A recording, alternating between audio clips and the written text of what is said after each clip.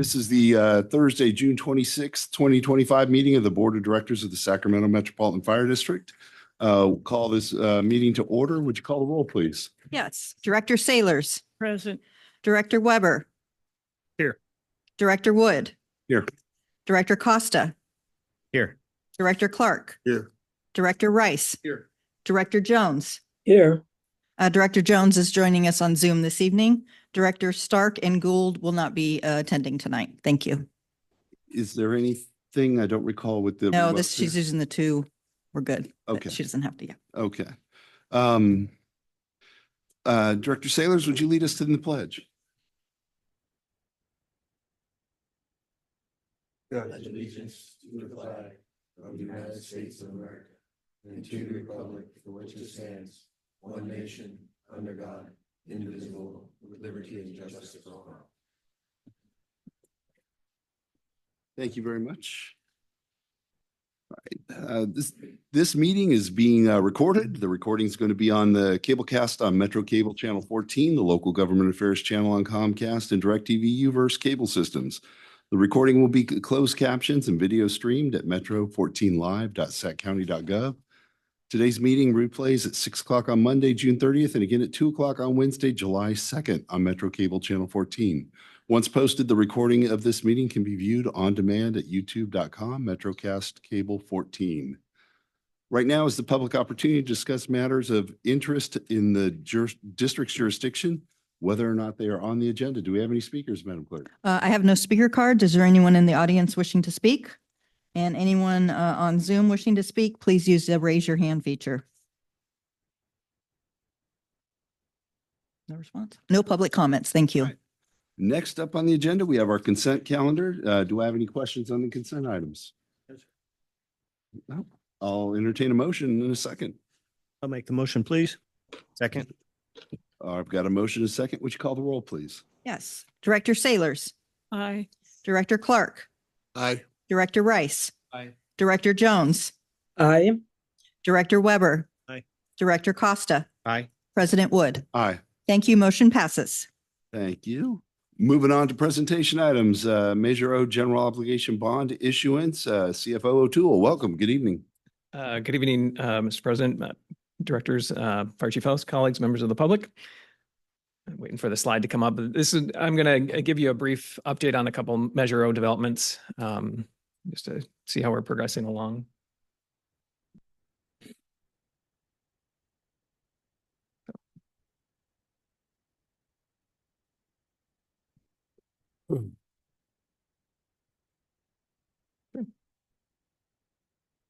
Briefly, this was the first $160 million tranche of the $415 million allocation approved by the voters last November. And this first slide here. So what we're seeing here, true interest cost by cost comparison by bidder. So we had a bond sale on Monday, June 16th. The district and its municipal advisor hoped to get at least 3 bidders. As you can see here, we had 8 bidders. And the percentage at the left is what's called the true interest cost, which is essentially an all interest cost we'll pay on the bonds. And you can see that number 1, B of A there offered us the lowest bid. Ooh. Skipped a slide there. This is the and this is the presentation where you can see the bids by the respondents. Okay. The difference in net interest costs between the 8th place winner was $12.2 million. Second best, which is Jeffries LLC, difference was about $2.8 million. So you can consider that to be sort of the savings or the unspent costs we had because of the B of A bid. It's also part of the competitive bidding approach we went with. We could have gone with a negotiated process where we went to the market who's sort of someone who sort of handheld us. We chose to go competitive, and obviously we had a strong response rate. And really we had exceptional marketing helped a lot, as well as just the certainty of our payoff source, property taxes. We were a new entity into this market, but people liked what they saw. They liked what they saw in the preliminary offering statement, which described the demographics of the district, the economy, and the management of it. And that AAA from Fitch and the AA from S&P certainly helped too.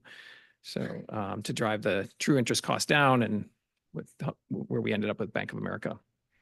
So that's kind of the bulk of what I just wanted to present. You can see the bond amount. There's 160, total interest 131 million. So the total debt service over maybe a 30-year life of the bond is scheduled to be 30-year life is 291 million. Some key dates coming up just next week, next Monday. We'll send the county the debt collection, the debt calculation for property tax assessments, how much to assess. And then on July 2nd, we will receive the sales complete. We receive the proceeds. We'll have that in our account. Let's see, next, Placer County on August 5th will need the debt calculation so they can ensure that they charge the correct amounts on their residents there. And then the first bond payment is due on February 1st. So that's really it, a quick update. Just for flavor today, we were sharing the wiring instructions to make sure the money came to the right place next week. So that's really where we are right now. So subject to your questions, that concludes my presentation. Outstanding. Thanks, Mr. O'Toole. Do we have any comments or questions? No. Wonderful. Appreciate the update. Thank you. All right, moving on, we have 2 action items. We're going to take the first one, disclosure of material expenditure. And do we have Brad Svenningson?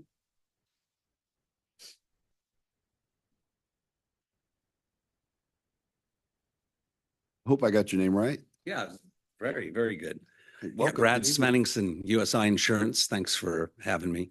A couple of years ago, we moved out of SDRMA to FARA, a different insurance pool and a much smaller pool. And so the decision was made to buy an extra 10 million of coverage for a little extra protection. The savings were still significant, and they still remain significant from where SDRMA indicates they would be. So anyway, the first market is Vantage Risk, and then the second market is Westchester. We couldn't find one company to take on the full 10 million. So yeah, that's kind of it. I don't know if you have any other questions on that, but it was just kind of a safety net. Is this split equally 50-50? 5 million with one, 5 million with another? Yeah, exactly. Yeah. The first 5 is a little more expensive than, well, you have that. Yeah. Yeah. All right. Any questions for Mr. Svenningson? No? All right. Well, I'll take a motion on this in a second. Motion. Second. I've got a motion, a second. Can we get the roll, please? Yes. Director Sailors, Aye. Director Clark, Director Rice, Aye. Director Jones, Aye. Director Weber, Aye. Director Costa, Aye. President Wood. Aye.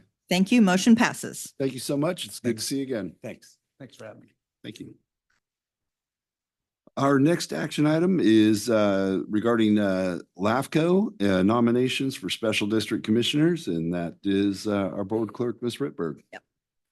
Yes, I was contacted by Sacramento LAFCO, letting me know that Director Jones' seat that she's currently occupying is going to expire December 31st, 2025.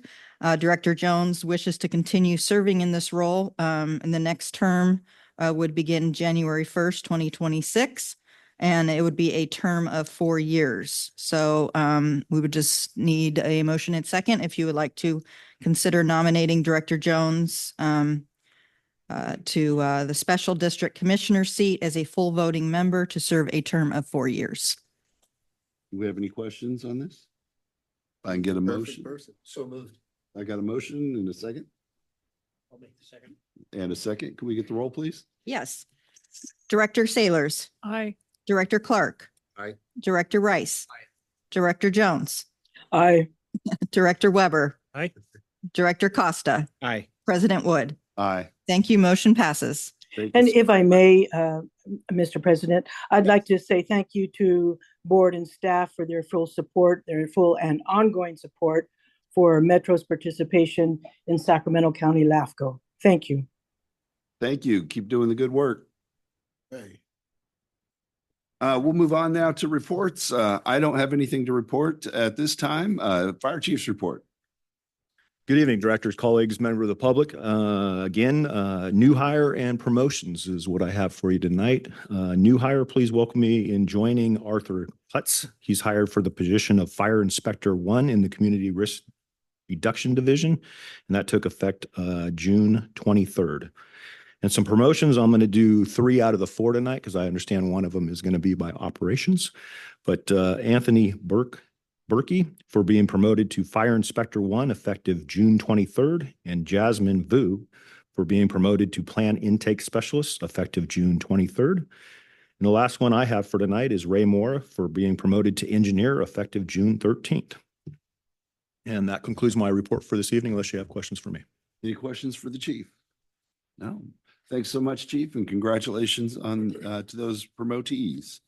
Operations report, Deputy Mitchell. Good evening. Yes, good evening, President Wood, directors, Chief House, colleagues, members of the public. Adam Mitchell for the operations report. Before I turn it over to Chief Rudnicki for his shift commander spotlight to recognize our members, I'd like to follow up on the discussion from the last board meeting that you had about eliminating mandatories and minimizing and eliminating brownouts.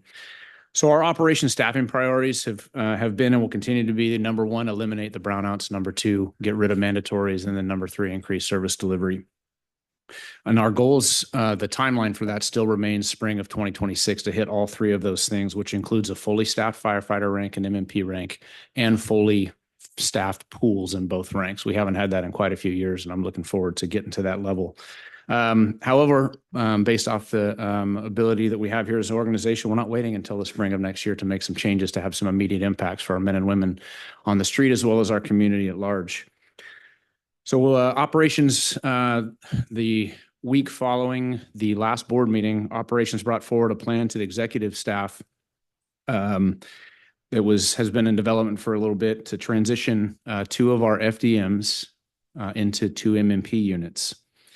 The current staffing levels support that direction. That's not putting any undue burden on any of our ranks. We had enough folks in the agency to staff both of those as well as maintain a pool in the MMP rank. But that also allowed us to immediately place 12 firefighters, now 11 because of promotions, into a pool.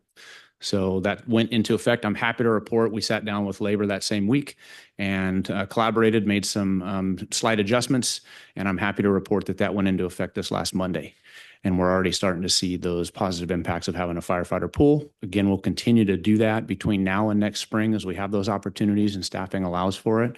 But looking forward to getting to that goal of next spring of having full ranks, full pools all the way across the board to get to a better place. So our folks are at work when they want to be, they're off when they want to be, and the community gets the service they deserve. So we're committed to that. So with that, I will turn it over to Chief Rudnicki for his shift commander spotlight. Good evening, President Wood, directors, Chief House, colleagues, members of the public. Come on up. John Rudnicki, C Shift Commander. One of the highlights of my role is the opportunity to interact with the men and women that are running the calls day to day.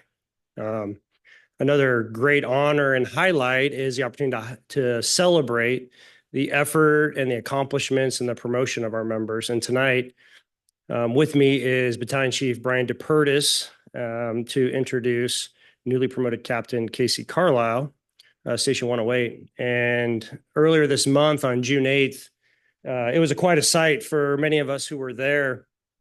You know, we all know Casey from either working directly with him or knowing of him and his reputation and how he carries himself, and the great attitude and effort that he brings every day. And the sight at 21, the day of his pinning, when we think of the amount of time we spend in a firehouse, and many of you can relate of how much of our life is there, and to see his other family, his immediate family, his wife and his children and his parents and everybody there to celebrate him that day, that was really a special moment to see the work and effort he puts in to celebrate him, but also all of those people in the background that are supporting him through the process, but ultimately sacrificing and supporting Metro Fire as we serve the public.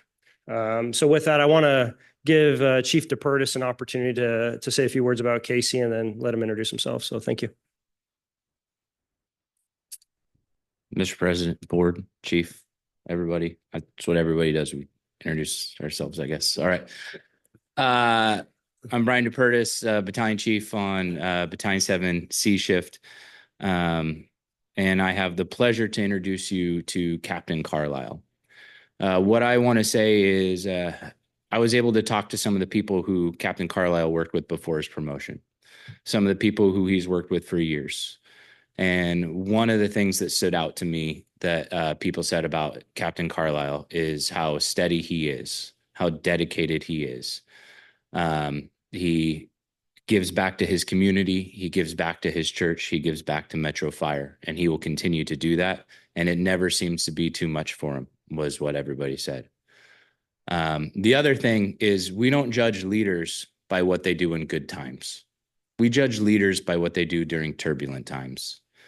I had the pleasure to watch Engineer Carlisle lead from his spot as the engineer of a station during some turbulent times. And going over there, every single person at that station, from captain to the other engineer to the firefighters, were all pointing and looking to Engineer Carlisle, now Captain Carlisle, for his leadership during those turbulent times. And that speaks volumes to who he is and how he will lead here at Metro Fire. I'm very excited to have him at Engine 108. I hope I get to keep him long term.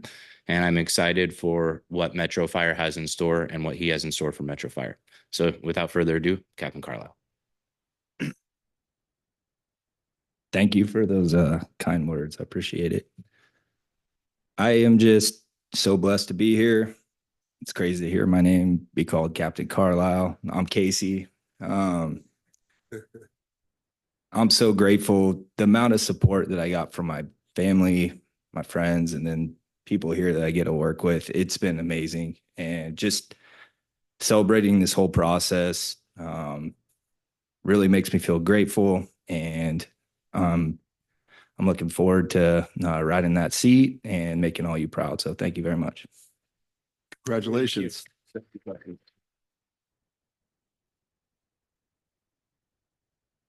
Don't go away yet. I think Director Weber has a comment. Follow up now. I just want to say congratulations, Captain Carlisle. I've known you for a bit. I'd like to say, I know you're going to be a great leader, but you already are that. You're going to be a great captain. You're a good person, well deserved. So congratulations to you. Thank you very much. Thank you. Any other comments, questions? Well, thanks again and congratulations. And that ends the operations report. Outstanding. Thank you so much, Chief Mitchell. Deputy Chief Fiorica, admin report. Good evening. Good evening, President Wood, directors, Chief House, colleagues and guests. Deputy Chief Joe Fiorica from the administration branch. I got a few things to talk about tonight, so I'm going to start off with some highlights from community relations. Last week, Metro Fire hosted an amazing fire camp that left 80 kids bursting with confidence and a newfound appreciation for teamwork. These young members of our community experienced the rewarding life of a Metro firefighter. A heartfelt thank you goes out to everyone who made this incredible experience possible. Our dedicated firefighters, support staff, logistics team, our reserve firefighters, and our explorers, all of whom played vital roles. We would also like to extend a huge shout out to the behind the scenes divisions such as finance, fleet, facilities, and logistics that contributed in many valuable ways. Together, we created a week filled with life skills and memories that the kids will cherish for years to come. Having been out there myself on Friday, it's always a great experience to be involved in and to see the excitement in all those young members of our community that are participating in that program. So it's great. And one of our founding members of Fire Camp was present out there during that event, retired Chief Chase from American River and ultimately Metro Fire. He was, him and former Chief Haverty were the founders of the program. So it was good to see him. He served lunch to the guests there. So. And Brenda. Yes. Always Brenda. Let's see. Also this week, media coverage was provided for the 2 prescribed burns that were held within the district. To ensure the public was informed, community relations collaborated with several regional agencies, including Sacramento Regional Parks, the City of Rancho Cordova, the Board of Supervisors, the city of Citrus Heights, and OES. And those were great training opportunities. Thanks to all the folks that were involved in conducting those and participating in them. And the big ticket item here, as we prepare for the 4th of July, our public relations strategy includes several key initiatives. We have placed Keep It Safe, Keep It Legal stickers on our apparatus to promote the importance of using safe and sane fireworks. Our social media presence will be enhanced with posts highlighting safety tips. Additionally, we will aim to secure media coverage that focuses on safety, which may include ride-along experiences for journalists to observe our CRRD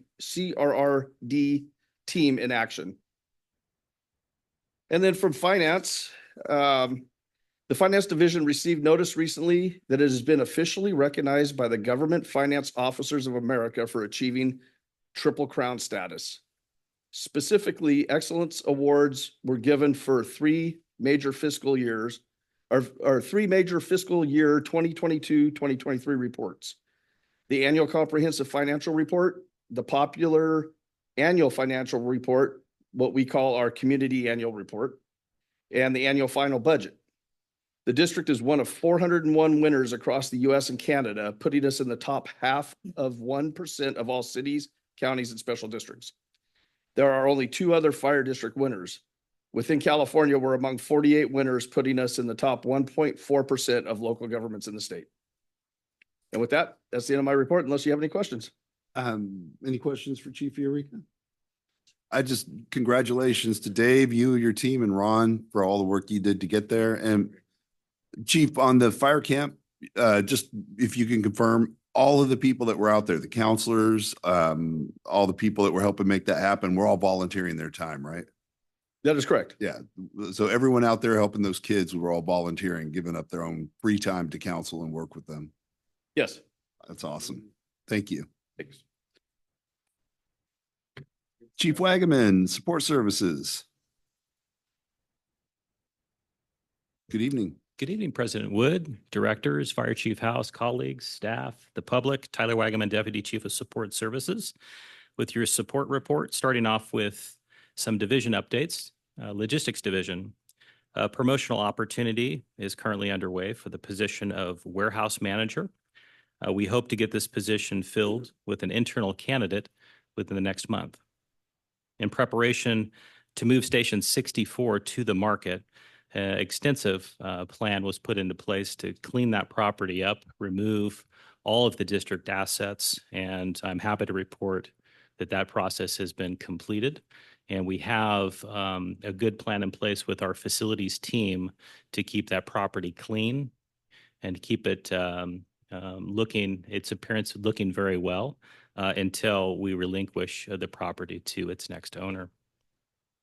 With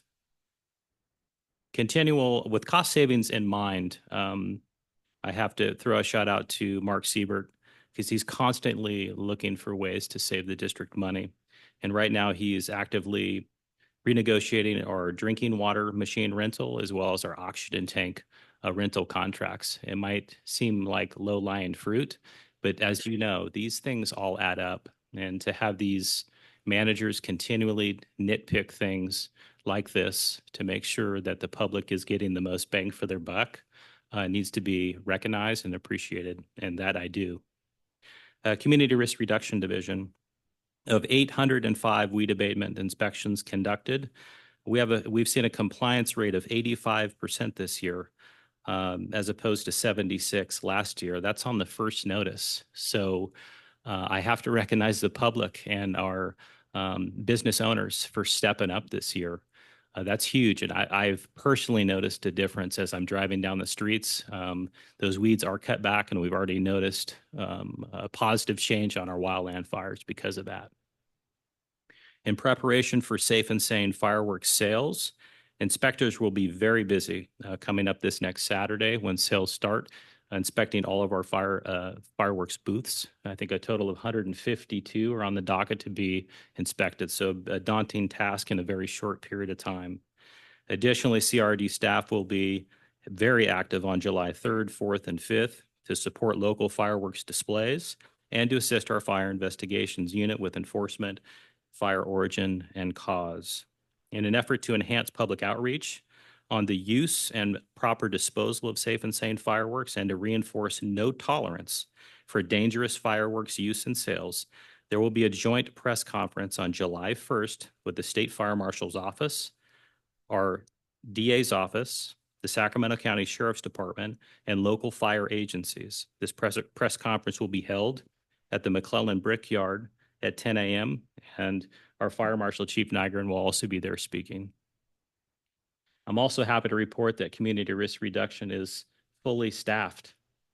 And I can't say, at least in my position as an assistant or deputy chief, that has ever occurred. So huge congratulations to Metro Fire as a whole, and specifically Chief Nygren and her team for accomplishing that in a very short period of time since she's been in her role.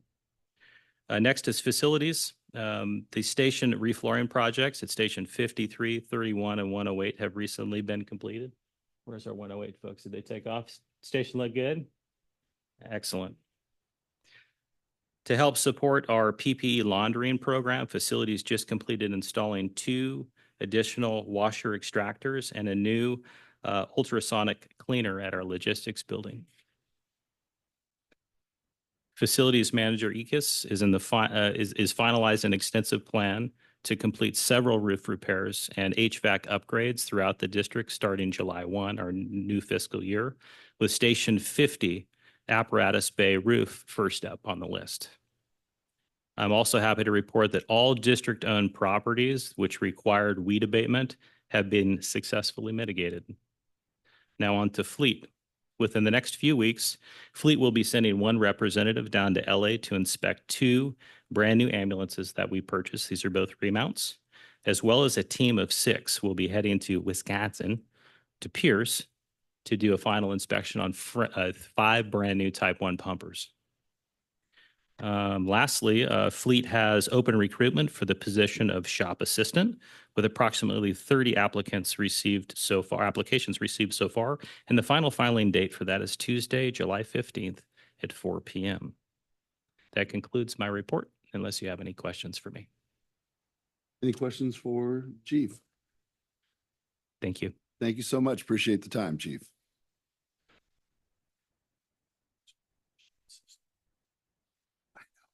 I know. Good day. Next up, Captain Scholar, Firefighters Local 522 report. Good evening. Good evening, board members, Chief House, colleagues, members of the public. Sean Scholar, Vice President, Local 522. We'll kick things off this evening by letting you know that the local is going to send over a notice to the district for our intent to negotiate. You should be in receipt of that Monday. That'll put us right exactly at a year prior to the expiration of our contract. Get ahead of that early. There's a lot of things that we need to get cleaned up on it. We have a lot of work that's already been done through side letters that we can tackle and get that taken care of ahead of time. And then also just hearing all of you loud and clear, like we would like to see early on in that process, salary surveys go out so we could do comparables of a lot of the members that it's hard for us to obtain that type of information. It's very easy for us to get comparables on firefighters and other public agencies like that. But when we're trying to see whether or not our logistic technicians can make more working for Amazon, that becomes a little bit more daunting. And I know that all of you have expressed an interest or desire in that. And so that's kind of where we would like to kick things off. But more to come on that. Obviously, our calendars are going to get way busier, all of us, including you, as you will be participants in that process as well. So as much as I'm looking forward to it, I know my wife is not, but that's fine. It's just, it's what comes with the job. So looking forward for that process to start off. I'll echo some of what Chief Mitchell has said. We did collaborate with the district and work on hearing you loud and clear with doing everything that we can to have an immediate impact on brownouts. As you heard, we did transition 2 ambulances.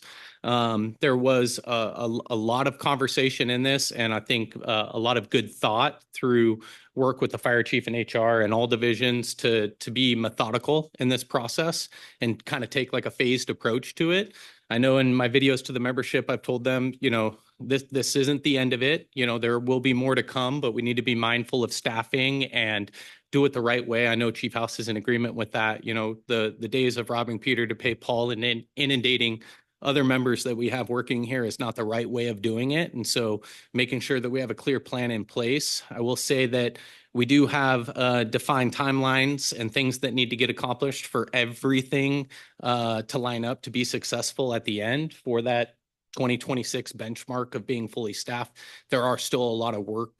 There is still a lot of work to be done to make sure we're successful on that process. So I know we have more meetings planned and things like that, but we're happy to be able to have an immediate impact on brownouts, provide the service level to the community that they expect of us, and to create that work-life balance for our membership out there. So more to come on that.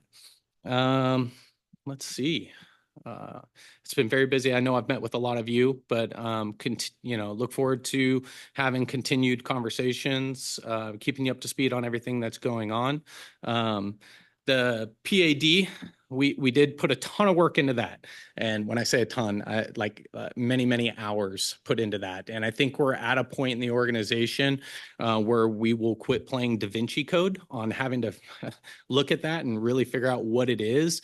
We worked very well with management on coming up with, a process and a system that I think you'll be able to read clearly. I know Melissa and HR put a ton of work into that. And I think there's even going to be an implementation of a form that will be like a historical record for you all to be able to reference. So thank you, Melissa and HR and the team that they put the efforts into that. So with that concludes my reports. I'm happy to answer any questions you may have. Any questions for the captain? Director Rice? President Wood and Chief House, didn't we as a board do a salary survey outside of all safety employees probably a year and a half or 2 years ago? And then if we did, can we make sure that that is up to date as we begin bargaining so that we on the dais have an idea of what's being asked of us? Yes, I think that was, and I'm looking at Melissa, how long ago was that?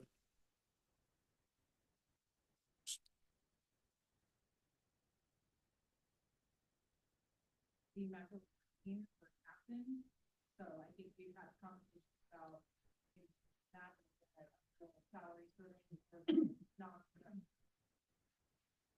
Yeah, and we've heard back and forth sometimes that, that's a process that we have to do in negotiations, and knowing that that's kind of a lengthy process. That's why we want to get ahead of it, get a year out in this process so that we can accomplish that, get that done and out of the way. I would, for the board and for myself, just any position that we're required to consider for whether they're represented or unrepresented, because it's going to come to us and we're going to be the ones making the decision. Can we make sure that there is an up-to-date salary survey for all positions? I'm not too worried about the 522 safety positions because I do understand those are easier to get, but we still are going to have to contemplate and work with and work through the non-represented. So all positions, if we could get a salary survey. Absolutely. I think that's to Vice President Scollard's point. I think that's why we're starting so early. And as we all know, competitive marketplace and employment opportunities, I think we owe that to everybody in the organization. So yes, I believe we're working on that for starting now. Yeah. Good point. And I do have one comment if you guys are done.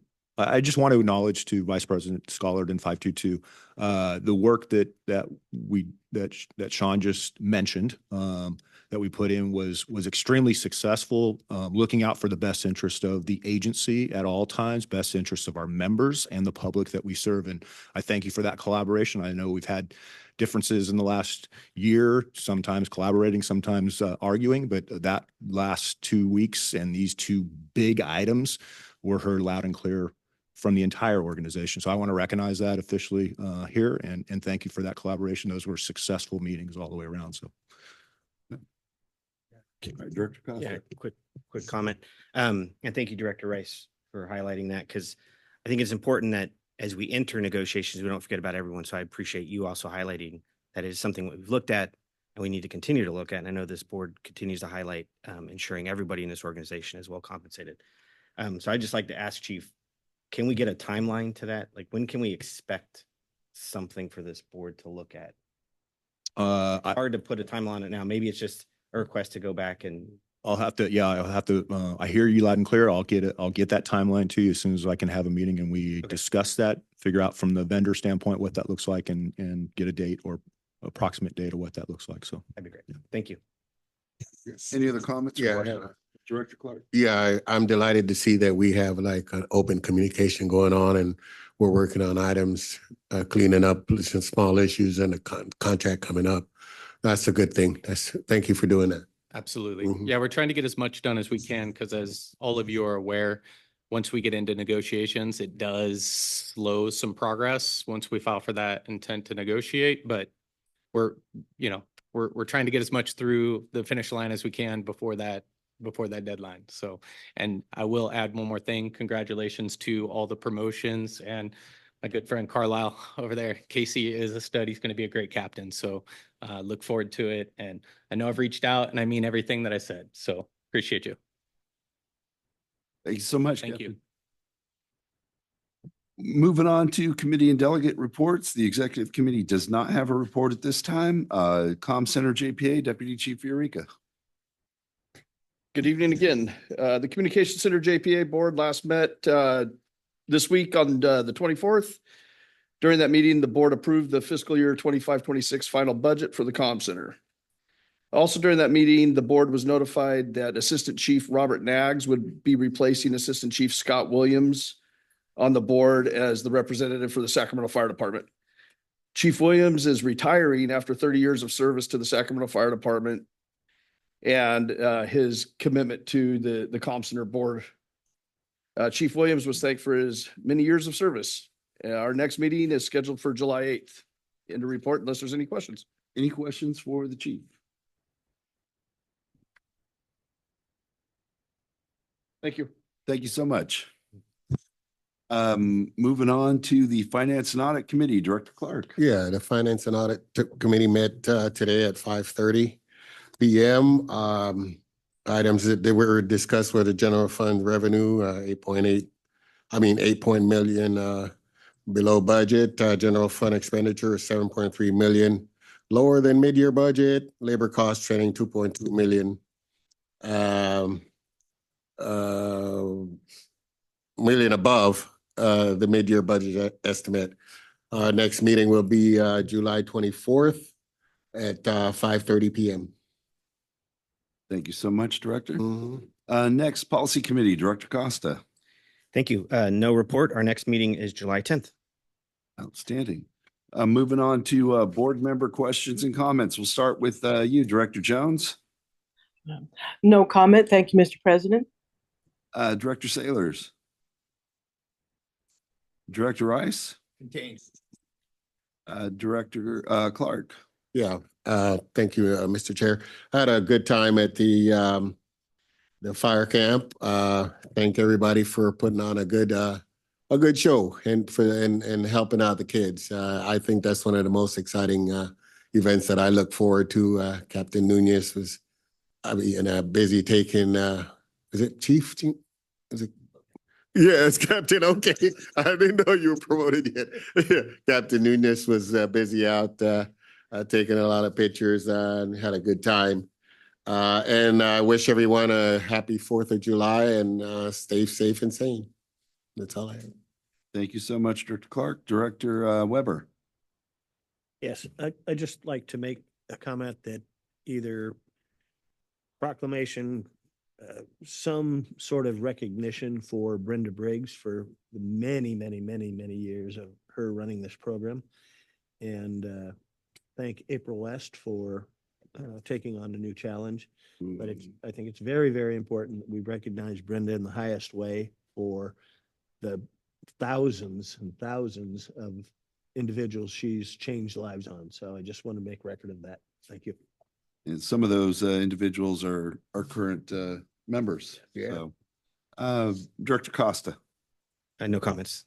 All right, and just following up on that, that was one of the comments I was making when Chief Eureka was talking earlier. In addition to the two chiefs that were there, that or actually one chief that was there, Chief Haverty, that started this. Brenda was with that program from the beginning, and she continues to be. And I think this year was the first year that it was fully in April's hands, and April and her team did an absolutely outstanding job. But a lot of that goes, Brenda deserves credit for all the work she's done, but also for seeing in April and her team what they can do and making sure they have the tools and the support to get out there and get those kids to have such a wonderful time. It was a great event, and I thank everyone that participated in it. And with that, we'll go to closed session. Should be a quick one.